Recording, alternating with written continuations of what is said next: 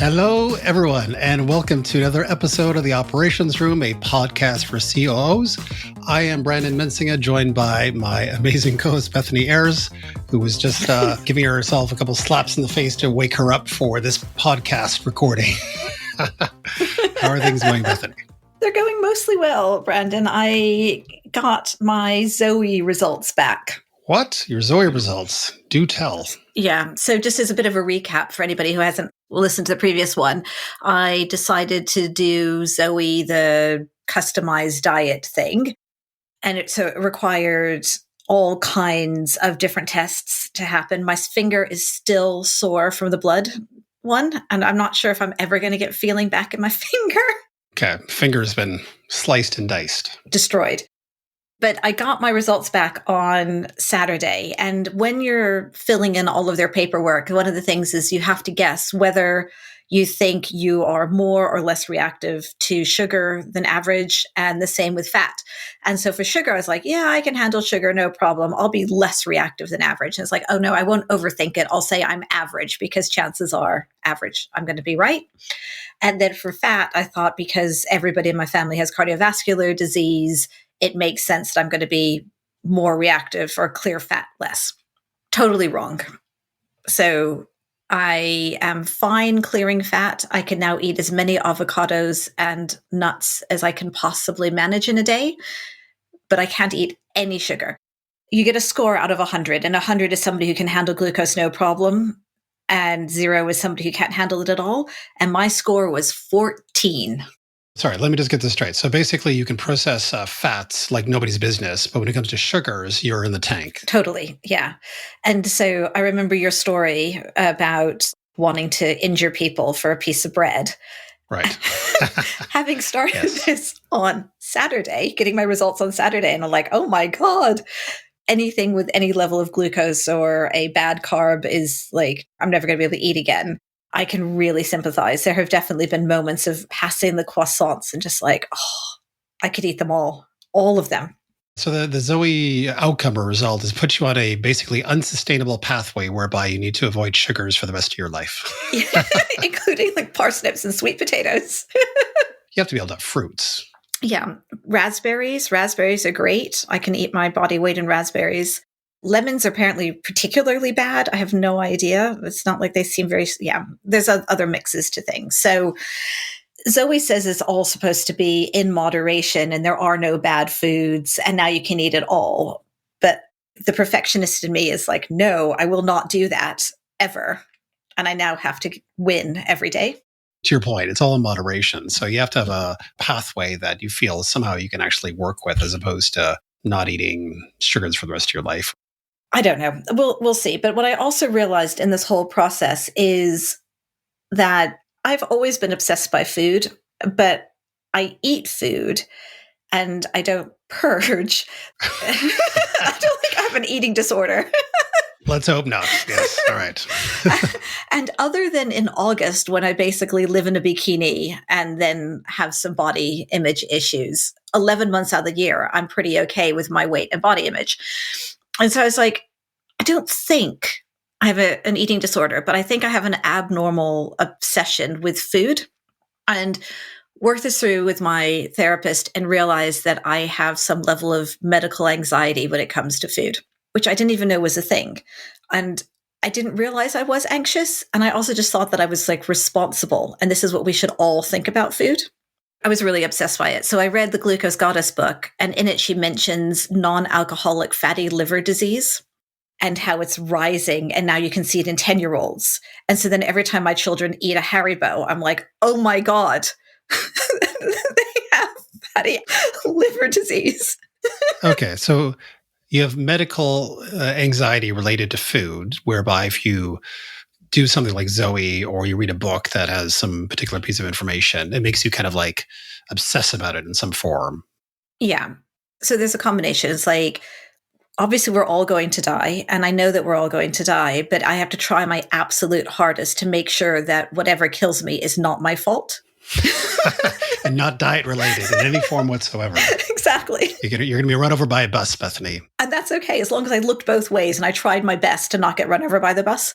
So there's that level to it. And then also having grown up in America and then moved to the UK, and there being really no concept of preventative medicine here, you have no idea if you have fatty liver disease because you might just have it without any symptoms and then you might just die. Whereas in America, you get lots of blood tests and you would know and you'd have the indicators of it. And so the only thing I can control is what I eat and what my family eats. And now that I realize this is what's going on in my head, it's just such a relief because now I can be like, no, that's just anxiety speaking. Like, that's okay. Let's hold this lightly and laugh a little bit. So with that, we have got a 2-part series, which is life after being a chief operating officer, what's next? And in our 2-part series, we have part 1 today, which is really from the investor angle. So going from COO to investor. And we've got Cleo Sham, former CEO of Spotahome and currently venture partner at StrideVC. And I guess we'll get an update from her as to where she's at with that as well. So before we get to that, Bethany, I guess what I wanted to do was to really unpack your situation. You've been chief of staff / CEO of New Voice Media. You've been the CEO of Peak, and you're really at this point in your career where you're transitioning into board roles. What's your mindset as it stands right now in terms of you've done a variety of roles and a lot of it's gravitated around the CEO profession? And what is it that you're now thinking about as you head into kind of 2023 and 24? This ties in a bit to what I was just talking about, that we're all going to die. And I spend a lot of time thinking about this, partially because, so my father died when he was 52, which isn't that much older than I am now. And he also had epilepsy and Hodgkin's disease, so cancer, when he was a child, and never really thought he was going to grow up. Never thought he was going to be able to have children because he had such high levels of radiation. He was the first generation of kids to survive the thyroid cancer.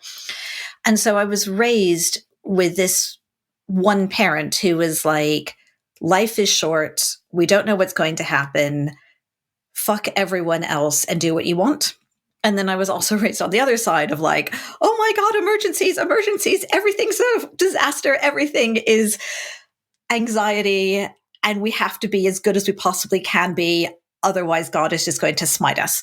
And I ended up internalizing a lot of that and have spent most of my life being a high achiever, doing what is socially acceptable and expected of me, and looking for a lot of status, looking for influence, but always really being unhappy, like having moments of enjoying my jobs and lots of existential issues and dilemmas. And I just realized that I am going to die. We are going to die. And I just don't want to live that way anymore. And I don't really care what other people think. I still do in some ways, but for the most part, I don't. Because my parents died when I was so young, I was lucky enough to inherit some money. We had an exit with New Voice Media. And so I just put all this money away for tomorrow. And then I realized, well, like maybe today is tomorrow. Maybe I can use it. Maybe I can't. Maybe I should. Maybe I shouldn't. And then I just decided, well, let's pretend I actually have money in the bank because surprise, surprise, I do. Like, what do I want to do with my life if I don't have to worry all the time, mostly about money? And I was like, well, okay, I still like business. I care about it. I like working with businesses, but I don't like the day-to-day drudgery. I want to have fun. I want to explore. So let me just do that. And so I have. That makes entirely good sense because I think you're exactly right. Once you start getting to the end of your 40s, entering your 50s, I think there's a recognition that a lot of us have, I think, at that point where you know from a high impact standpoint, you've got a good decade ahead of you. And the question is, what are you going to do with that decade? And to your point, if you're financially in a position where you can flex other options and you have the background that you just talked about, it really gives you a real possibility set that's in front of you right now that previously you may not have been either open to or possible to have had. So that sounds phenomenal. And then, so when you take that thought that you just expressed to me, what is the next drill down of thinking that you're going through, I guess, in terms of next steps? So this podcast is one of those. I guess wrote an epic post about all of these thoughts, and Brandon, you saw it and responded and said, do you want to do a podcast? And I was like, yeah, that sounds like fun. So one of my big overarching ones is it going to be fun or not? And if it's fun, I'll do it. And if not, I won't. So this is one of those results. The board seats, as I talked about, because I still really do enjoy business and like solving those problems and working in those ways. And I would miss it if I didn't. I am starting a community for ambitious people who want to have meaningful conversations. I've managed to put my Substack up. I have some people who are interested.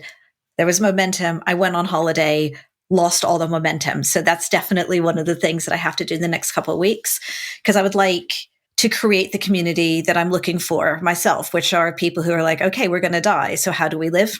And also are ambitious and are not afraid of making money and are not afraid of pushing themselves, but can still have conversations.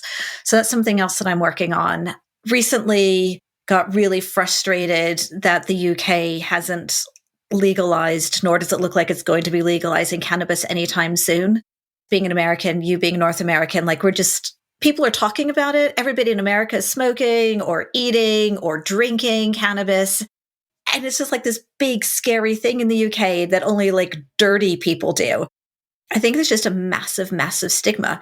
Everybody I speak to is like, oh, yeah, that would be amazing.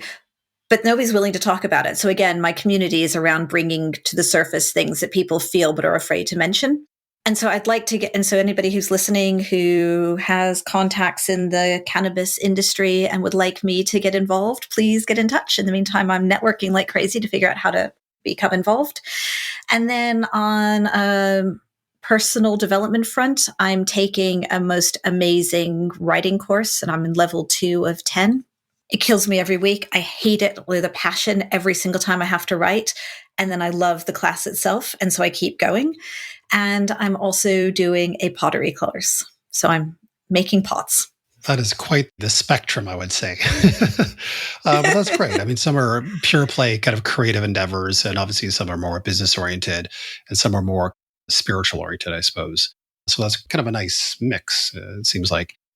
If you were to give advice to somebody in their 40s, in the midst of their careers right now, really trying to progress themselves up to the more senior levels, the CEO roles and so on, and are really looking for kind of a bit of a nudge, I guess, just in terms of their ability to be open, to be vulnerable, to put themselves out there, to have a voice. And, I even think about myself in this respect, which is just purely as an example, this podcast, right? Because it's required for me something I'm not hugely comfortable with, which is putting myself in a public forum and sharing not just business stuff, but more of like who Brandon is in a lot of ways.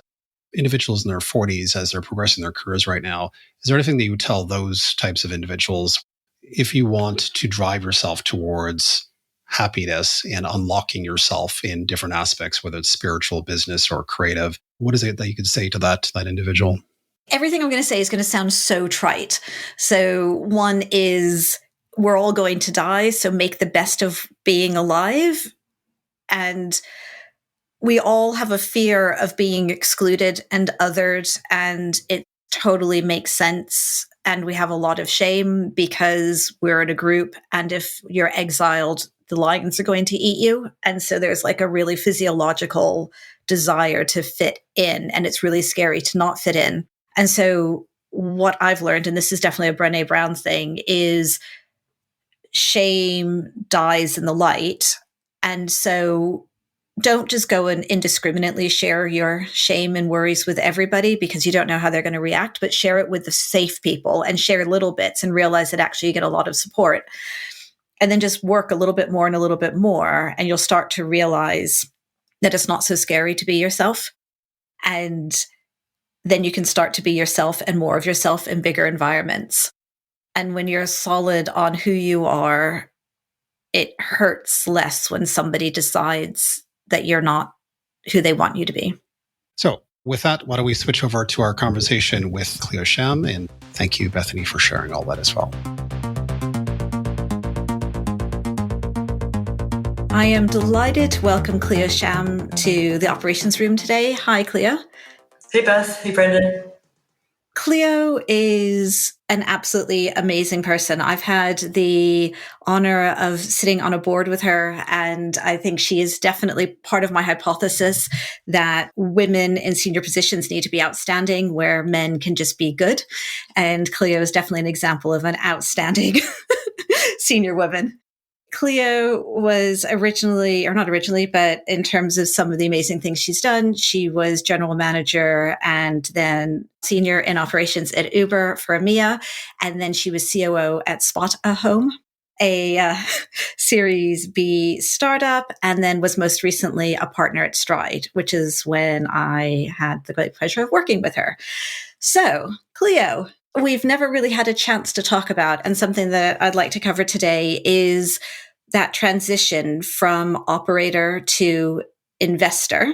So many questions in that. Before I ask all 20 in one go, I guess I'd first like to understand what made you decide to make that transition. In my specific situation, I wasn't brand new to investing. I think that's an important piece of context. And my first passion was actually investing, specifically value investing. I spent some time at a bank as a prop trader, running a book of long-short equities.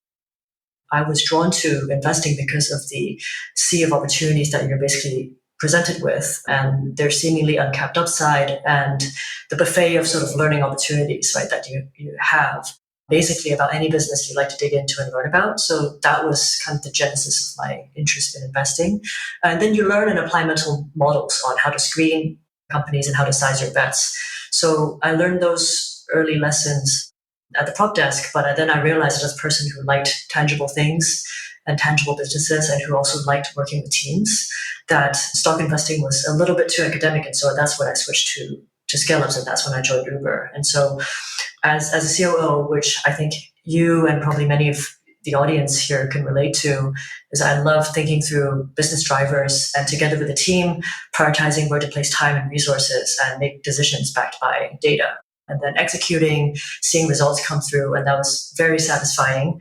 I was, and I'm still, I think, an adrenaline junkie and a bit of a masochist. Love the pace, the pressure, the workload, and the firefighting that came with it. And so that's still a very big part of how I work. Love building teams, developing team members, the people aspect as well. And so after COVID cut my time at Spot Home short, we unfortunately had to do a big restructure. I took some time off and spent more time intentionally finding opportunities to work with founders. I had already been angel investing for a couple of years as a hobby. And so I felt it was an interesting way to understand what else was in the ecosystem, but also spending time helping founders, which realized gave me a lot of joy. That feeling and that sort of learning made me think, quite seriously about going to VC full time, which was ultimately what I did. And so VC, to me, is a great combination of both applying knowledge of building businesses through supporting founders, but also assessing businesses, and also combining that with the investing skill set, which is looking at a very diverse range of topics and companies, sizing investments, negotiating deals, managing a portfolio of companies or of investments, etc. From that investment background that you originally had coming out of university and some of those investment kind of activities that you were doing at the time, how does that investment mindset that you had originally, how did that inform your operations roles that you ultimately took? What was the value in that as it kind of informed your operations role at Uber and as your CEO role at Spot a Home? And then the converse, I guess, which is coming off the back of several years of being an operator and operations quite specifically. How did that reinform your investing role as we headed into StrideVC in this case? To the first part of your question, so how investing influenced my journey as an operator. I guess what was interesting about being at a prop desk is that you are flooded with information each day, from the Bloomberg terminal, from the news, but also from the sort of fundamental research. At least that was my approach that you want to do on companies. So I was constantly building models, reading financial reports, looking at the news, and then ultimately making decisions that were stemming from an understanding of the business drivers of a given company, but also from the data that I was seeing, right, from the financial results and the unit economics. And so doing that day in, day out, I think gave me some confidence in trusting my gut, but also making decisions based on data. And so that gave me sort of like initial practice and feeling of making decisions based on data and being quite decisive about it and actually putting money behind it. So that was quite a stressful sort of environment to operate in because you have to carry the P&L, and if the book is negative one day, it's not great. And so getting acclimatized to that pressure and to that sort of decision making under uncertainty, but backed by data, was quite a useful sort of experience. And then the second part to it is, I think, if you work in the public markets, you understand that the market is not rational, really, right? You have people who try and make decisions rationally, but then you always have many kind of irrational decision makers and players in the market, especially retail investors or even professional investors. And so understanding how to read market sentiment and then step back and sort of distance yourself from it, and also understanding your own psychology in order to not be swept away by her mentality was important to perform as an investor. And so for me, that meant keeping my emotions very much at an even keel all the time, regardless of whether the market was doing a huge upswing or downswing on a given day, which actually then became very helpful when I joined Uber China, because that was just a knife fight, right? It was a day-to-day battle for survival. We were competing against Didi, who had billions to spend on the market, and so did we. We were, being a very strapped sort of under-resourced team to one that was doing, over 1 million trips a week. And in the meantime, there were fires that happened all the time, right? We got raided by the police. We had fraud drivers storm our office. We had fake sexual assault cases created and spread all over social media. This actually sounds like a knife fight.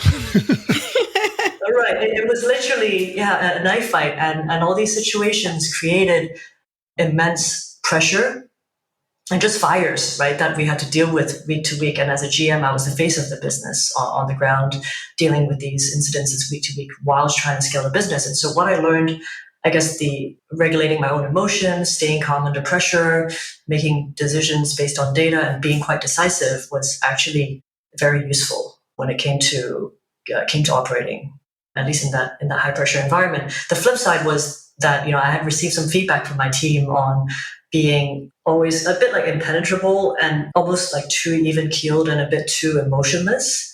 If we can actually see what you're feeling more, we can see that you're also vulnerable and that you're human. You don't have to be perfect all the time in front of us. We know you're carrying this gigantic workload. If you can let us see that more, we would actually feel closer to you. I really remembered that, because I think in operating, it can't just be, like cold logic. You can't just like white knuckle your way through things. There is like a very, very like human element to managing teams, right? And building a business with the team. So yeah, that was really valuable learning for me as well. Maybe just to dovetail quickly on that as well. How was that feedback presented to you, and why were you in a position to really hear that feedback and act on it? Because, sometimes when you get feedback like this, you can obviously ignore, push away this, that, and the other. But what was it about the feedback in terms of either the packaging or how you received it in terms of you actually acting on it? It was during a one-on-one with one of my directs. And the context was, we had been the number one city at Uber by trips volume for a few months by then. But because of an internal reorganization, like I wasn't as senior, that was a disappointment for me professionally. So that was a setback for me, but also for the team. And it was a moment where I had a clear choice to either quit and just say, screw this, the world isn't fair. We all work so hard. We're number one. Like, what more do you want from us? And like, fuck this, right? And just go. I really thought about that. Or staying and leading the team through it, no matter what. And seeing and just continuing to deliver good work. Yeah, and the team was looking to me to see how I would react and lead by example, right? Because if I looked demoralized, then they would be too. And we would probably just rapidly come down from being kind of like the biggest business by volume at Uber to somewhere different. So that was the moment when she had shared this feedback, because I think she knew I was feeling a lot and that it wasn't a great moment for me. But then she was trying to like make me feel supported as well, right? And say it's okay, that your team is sort of like here for you. Yeah. And so ultimately I decided to like, obviously stay and like get through it. And we stayed at the top for over 6 months, and it was all great. Because ultimately I think, we all still had a lot to learn in building that business, and it was a valuable journey and like, a short-term sort of bump.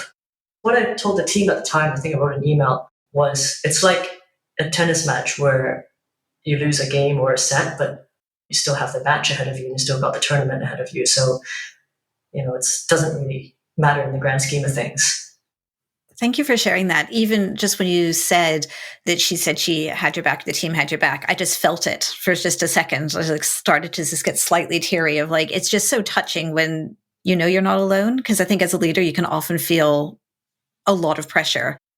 When that goes back to joining Stride and your work as a VC rather than a institutional investor. I mean, a VC is still an institutional investor, but a different type of institutional investor.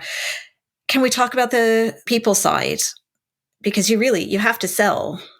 You have to be the one that founders want to work with.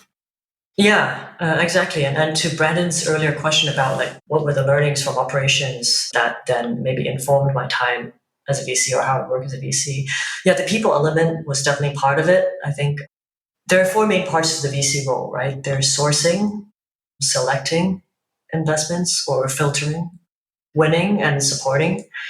And I think in each part, the people element is crucial. And that's where our experience as operational leaders does help a lot, because we've had to work with a wide range of people on our teams. We've had to motivate people. We've had to sit down and have tough feedback conversations with people. We've had to, win trust and influence. And so for each of these stages of the investment journey, it's important. So in the sourcing part, it's how do you create a good dynamic with the founder where they feel they can trust you, they want to work with you, and that you would add value? And how do you articulate your ability to add value to the business?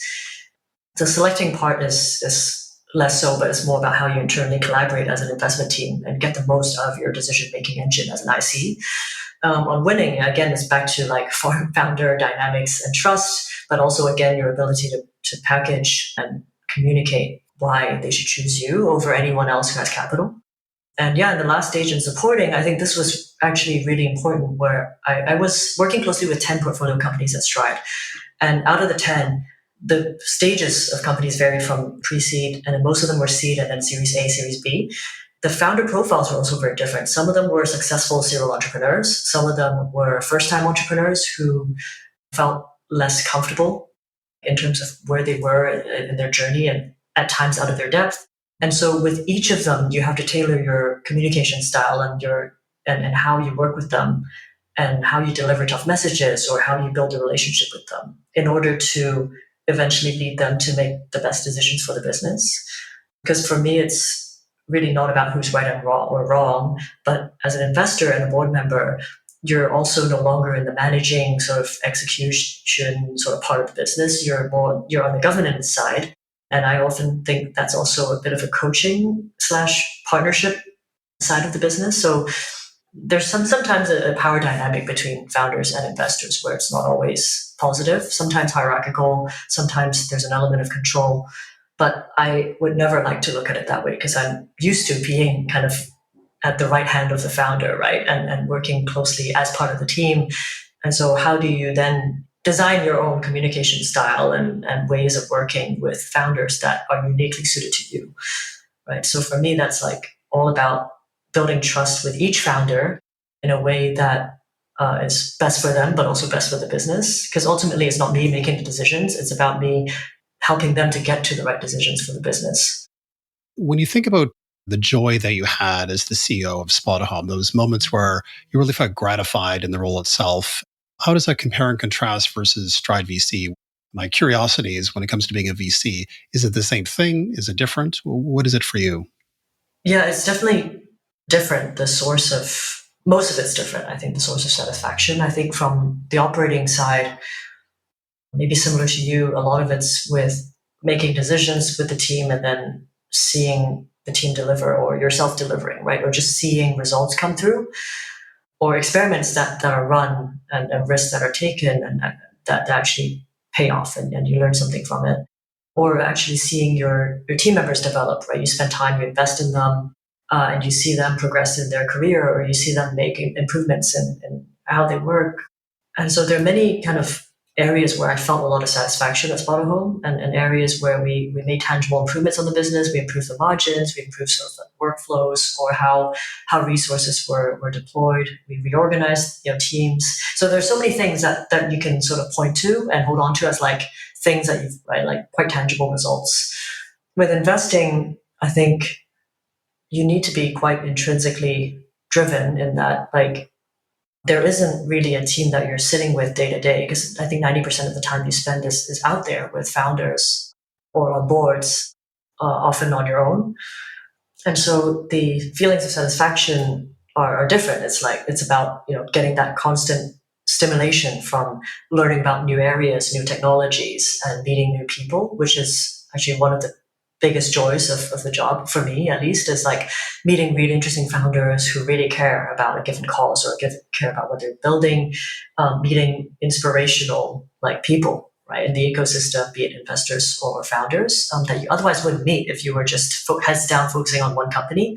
I don't think I had the chance to meet such a wide range of people in the past and learn from them. So I think from a personal growth perspective, that was very satisfying. And then at the same time, obviously there's the satisfaction you get from winning kind of an investment opportunity. The founder chooses you and just have to work together. That's very exciting. And then all the milestones that the business might hit along the way, be it an up round, a nice fundraise, or be it, you've helped them interview and hire a key executive for their team and that person's joined. So you do have those small sort of milestones along the way, not small, but I guess multiple milestones along the way that you can celebrate with each business that you have the opportunity to back, which is nice. But it is less direct impact on the business, right? It's like you're not the one who's carrying the P&L or owning those numbers necessarily, but you get to be along for the ride. So the satisfaction is quite different, and the stresses are also very different as well. That was going to be my question, is which one's more stressful? Sure, and both are actually stressful. But I think, actually, I had a couple more thoughts on what's fun and satisfying about VC. So one of the main benefits is actually having more control over your time, and that you kind of can choose where you want to spend your time, be it marketing or developing a thesis on your own or otherwise, right? Or spend time on given investment opportunities. So there's less of that weekly treadmill of running a business. You're not obligated to be at a certain place at a certain time every week as much. And the satisfaction of actually being helpful and supporting founders on the journey, whether it's on the board or not on the board. But in terms of what's stressful about the role, I think it's always about sort of identifying the next investment. So even though you've just made a few, right, it's what's the next one? And so it's a different treadmill from operating, but it's still a treadmill. And on a weekly basis, you need to make decisions that are mostly not reversible. So the pressure there for each decision is actually a lot higher. So it's not like you make a quick one-way door decision to run an experiment in ops, and then if it doesn't pay off, you don't do it, right? And you don't invest in that initiative. But every decision is basically not reversible, because once you've decided to turn down a company and not invest, you've turned it down. Unless you're a multi-stage fund, it's really hard to kind of come back to it later and make a bet later when the company's looking to be in a better place. But once you've decided to invest in a given company, you committed, right? So you can't just reverse that decision. So, and then the next part of that is you meet lots of new companies all the time, which is really interesting and fun. But 98 to 99% of those companies you will not invest in. And so for a founder, also fundraising, their time is their most important asset. And so it's important to be able to say no quickly. And it's about saying a lot of quick no's. And so saying no is difficult emotionally, at least for me, especially if you're predispositioned to root for the founder. And you can, and for me, I have a kind of maybe optimistic bias where I can always see, why they believe in the business and why it could work. And so for me to have to do that every week, and ideally quite quickly and in the nicest way possible, is actually quite a lot of pressure and not very pleasant. And then the next piece is maybe just the fact that you need to be on your game all the time. So every meeting pretty much is a high stakes meeting, be it a board meeting, be it a one-on-one with a new founder, interviewing an executive or for a current founder, or speaking at a conference, or socializing and meeting other investors, or meeting an LP. All of these are high stakes meetings. And so you can't just really chill out, even though you have control over your time. And again, you can pace yourself. But I say there's always that pressure. This is a unique role where there are many demands on your time. So there's often friends who say, hey, I know a founder. Can you help them with some advice? Or can you look at them? Either it's a real opportunity or it's just people asking for favors. which is totally fine. But your time is not unlimited, right? So in operating, I think solo thinking time is important and already quite scarce when you have lots of team meetings and all that. But in investing, it's similar or even more so, because you have to really guard your time and also be able to prioritize how you use your time in the best way possible. So when you're on many boards, juggling that workload and also sourcing new investments and trying to carve out time to think becomes really challenging. I always struggle for carving out time to think. It ends up being one of those where I'm like, people skills, can't measure them. Who knows if it's important? Thinking time, not going to immediately produce something. Therefore, the urgent issue will take priority. How did you carve out your thinking time? And are there any techniques that might work for the rest of us? Yeah, and I'll just quickly add something to that, especially with what you do, Cleo, because when you think about here's a market, here's a totally different market, here's some kind of product opportunity, here's a radically different product opportunity. I mean, it's all over the place. So the quality thinking is almost a requirement to really understand, is there legs to what this thing is, as opposed to what B is or C is, I suppose, as opposed to working internally within one company where you have one market, you have one product, perhaps multiple, but it's a lot easier in that sense in terms of just like the contextual understanding of what you're trying to resolve. Yeah, and I think to that point, Brendan, I think that's where the context switching becomes more intense in venture. Even though as COO, you context switch all the time and that could be tiring, but in venture, you're context switching between different industries in a given week. As a generalist investor, I think I would meet founders from maybe 5 different spaces or sometimes more in a given week. And so you have to really develop, I guess, your own mental model around investment decision making in order to look at them efficiently, but look at them thoroughly at the same time. Yeah, it can be quite demanding, right, intellectually. Yeah, and to Beth's point, I guess carving out time, it's really about self-discipline in venture, because no one's really telling you how you should use your time, right? So it's really about creating those gaps for yourself, and then like whatever technique you choose to use, whether it's time boxing or actually creating like an output that you're committing yourself to or a deadline you're committing yourself to, it's then really prioritizing that time above many other things, because it can always be hijacked by other people's requests. And so it's really about that. And oftentimes I think the weekends become good opportunities to do solo thinking work, or sometimes even just like desktop research, even though it's not ideal. Like I think sometimes it is the best time to do it because no one's really reaching out to you. It's interesting to hear how solitary the experience is. I guess I'd always thought of it as actually quite nice because you have like a small group that are all of people who are all thinking about these things together and looking at different markets. And so I had a vision of it actually being more collegiate. So you're not running a team, but you are a team. As a team, you do look at investments together, and you have probably like multiple touch points during the week, but especially maybe on a designated time like a Monday, where you look at things together and you debate, and that process is really enjoyable. But then at the same time, most of your work time during the week is either on your own research or in your own meetings with founders, because often they are one-on-one, unless you're later in the investment process. And so, yeah, it is quite a lone wolf kind of role. And at the same time, super social, right? Because you're meeting people outside of your own firm a lot. And so it is a unique role in that sense, in that your attention is sort of bifurcated to these like super sort of like extroverted social part of the work when it comes to deal sourcing or going to a conference or an event or something, or just meeting founders, to like very solitary, where you're really trying to like drill down into an industry, develop a thesis and think.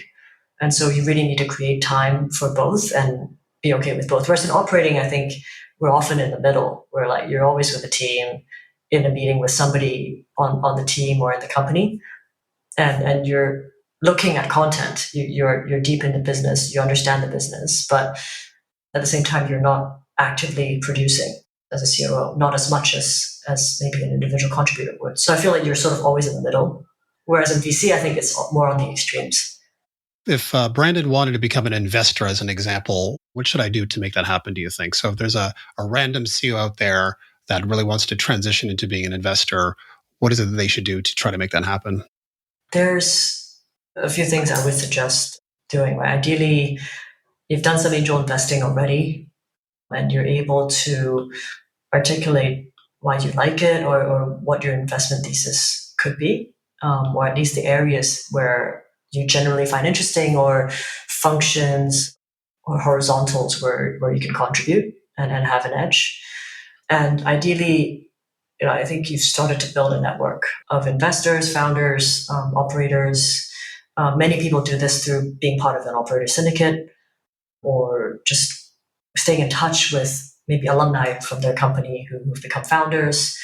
There are many ways to do this, but I think it's actually doing investments with your own money and also having a network. I think that always helps. And then being able to articulate where you have an edge, be it on the operating side, like the company value adding side, or on your network, where you are able to source unique opportunities that no one else has access to, or spaces, right, where you're able to be better than others. And so I would think that doing it part-time, like as a hobby, helps.